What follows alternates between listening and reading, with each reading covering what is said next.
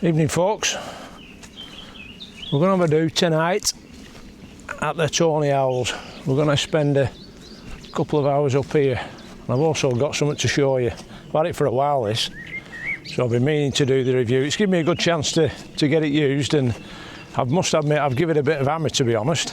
So I've got all the info on it, and I say I've used it extensively, so I'll be able to report back.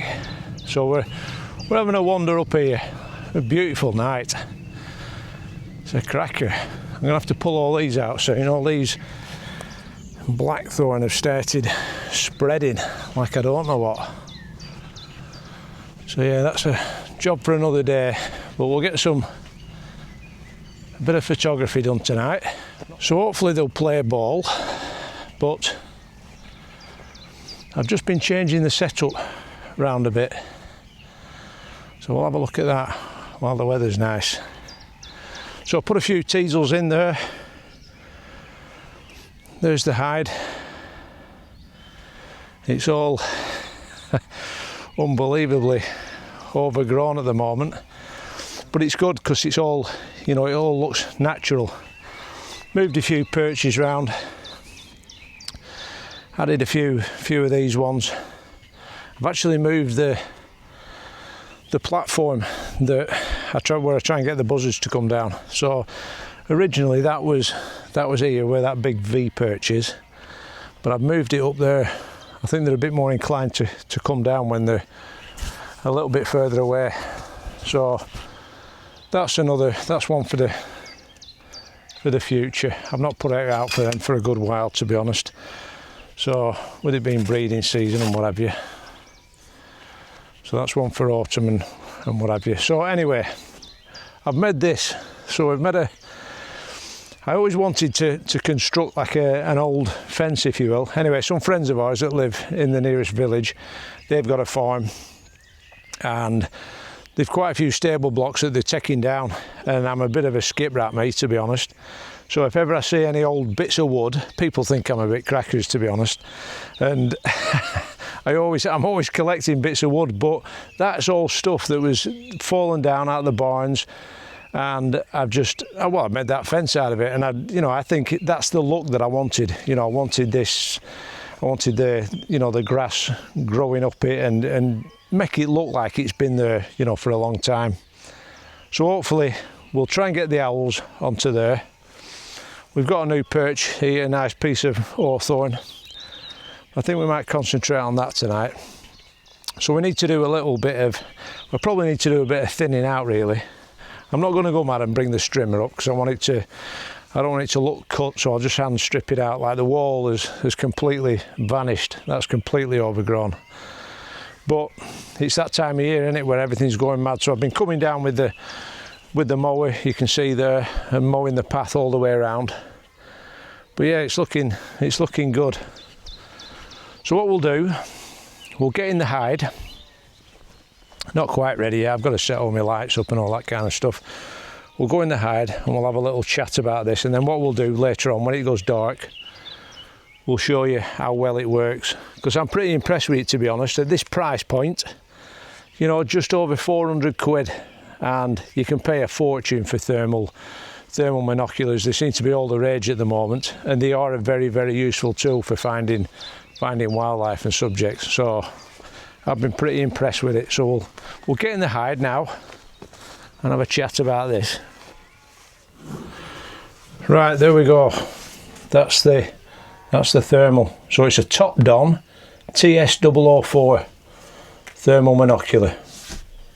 Good size, tiny really, just slips in your breast pocket, so not too big. Some of them they can be a fair old lump, you know, some of the more expensive ones, but this is kind of a budget thermal, really. So if you're in the market for spending not a lot of money, which I know it's still 400 quid, but not a lot of money compared to what you can spend on these. And at the end of the day, what you're using it for, it's literally just for finding subjects. And to be honest, I always tend to combine it with a decent set of binoculars. So I'll be scanning around, I'll find a heat source. It's very unlikely that you'll identify that heat source with the thermal because of the quality of the sensor on them. And then all I do, set of binoculars, unless it's nighttime obviously, but we use them a lot during the day. So binoculars, then you've got you've locked onto that heat source, and then you can identify what it is. Generally at night, you're looking at badgers, foxes, that kind of thing. You're not going to be looking for small birds at night time, are you? So size wise, I've got all my bump here, 650 grams, so nice and lightweight. 60mm by 50mm by 180. Okay, it's got a built-in battery, lithium ion battery. The battery life is fantastic on it. 11 hours battery life. And I tell you one thing I really like about it as well is the fact that there's a series of magnifications. So you've got 1 time, 2 times, 4 times and 8 times. That I'd more or less use the single magnification, the 1 times magnification all the time. I have tested other ones, and there was a more expensive one, and I think it was 1200 quid maybe, and I think it started at 2.4 times magnification. Well, that's quite a tight field of view, so potentially you could miss stuff. With this, that 1 times view, you've got a much wider angle to pick subjects up, and yeah, I think you're less likely to miss it. If you want to zoom in, then 2 times, 4 times, 8 times, but very rarely do I zoom in. It's pretty much 1 times and find the subject and then switch over to my binoculars. It's got a 13mm lens, so like I said, quite a nice, wide angle view, if you will, with that lens. It claims that it works up to 410 meters for picking up subjects, which, all right, it's not as far as other ones.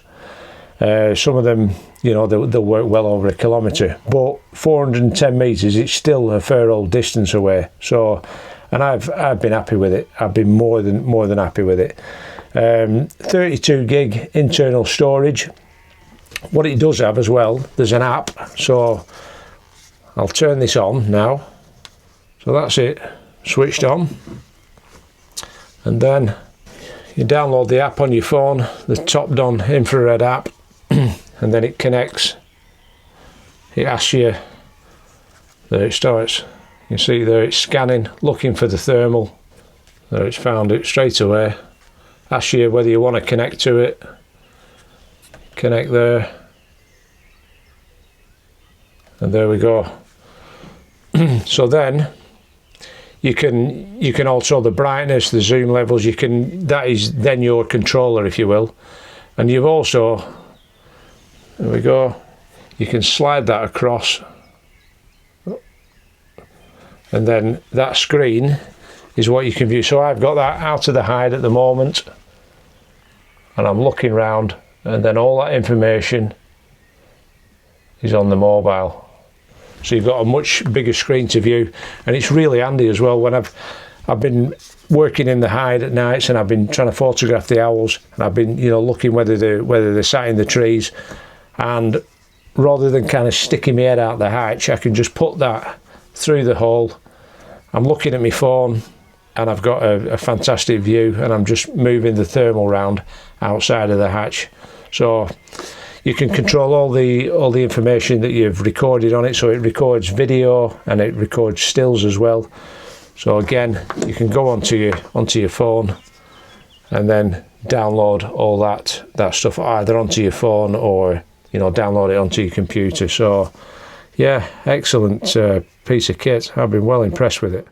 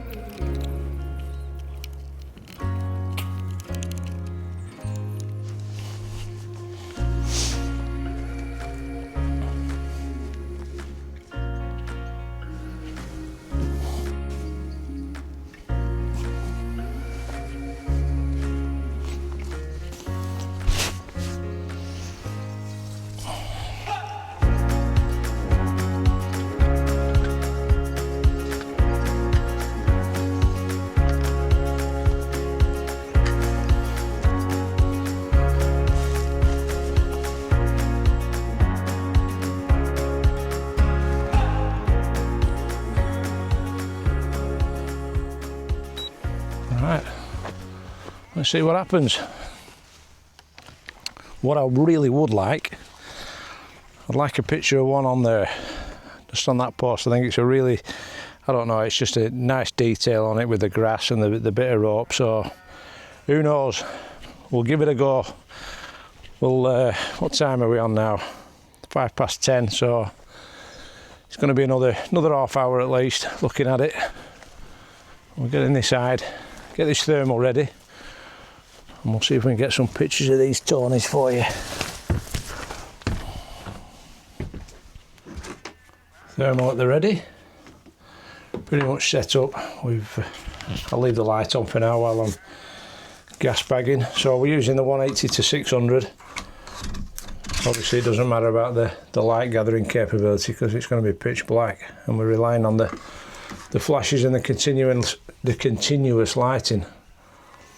So if anybody has any doubts about the image quality of this 180 to 600, I can assure you it is fantastic in the right circumstances when you've got the right light. But for this, it's been absolutely bang on. I've had some lovely flight shots as well.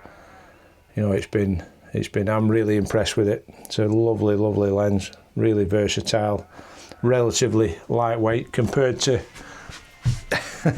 the likes of these, you know, the big 500. They're yeah, so much more portable, and you know, for a walk around lens, great stuff. Really impressed with it. We've got some nice images on it. So yeah, going back to the thermal, another half an hour, and hopefully we might get a bit of action. So we'll show you what I'll do. I'll attach it to the phone, and then you'll be able to see on the phone the actual images, and I'll do some recording as well, and I'll pop them on at the end.